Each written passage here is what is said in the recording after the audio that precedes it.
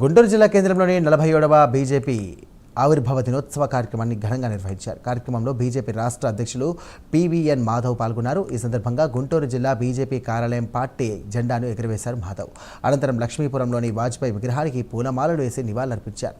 మాజీ ప్రధాని వాజ్పేయి చరిత్ర ప్రతి ఒక్కరికి కూడా ఆదర్శమని అన్నారు. ప్రతి గ్రామానికి 2 కోట్ల నిధులను కేంద్రం విడుదల చేసిందని, ప్రతి గ్రామంలో బీజేపీ జెండాను ఎగురవేస్తామని తెలియజేశారు.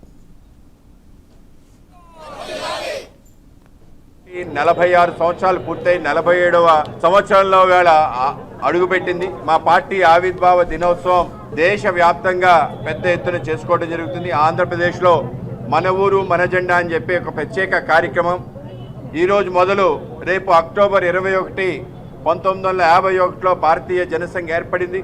దానికి 75 వసంతాలు పూర్తి చేసుకుంది. కనుక ఈ యొక్క 6 నెలల పాటు రాష్ట్ర వ్యాప్తంగా మన ఊరు మన జెండా అనే కార్యక్రమం చేయబోతున్నాం.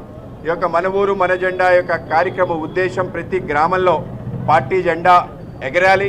ఆ యొక్క జెండా అండగా పార్టీ కార్యకర్తలు నిలబడాలి. అలాగే ఆ యొక్క గ్రామానికి భారతీయ జనతా పార్టీ ఆధ్వర్యంలో అనేక సంక్షేమ అభివృద్ధి కార్యక్రమాలు ఏం జరుగుతున్నాయో కళ్ళకు కట్టినట్టు ప్రజలకు చూపించే విధంగా పెద్ద ఎత్తున ఈ కార్యక్రమం చేయబోతున్నాం.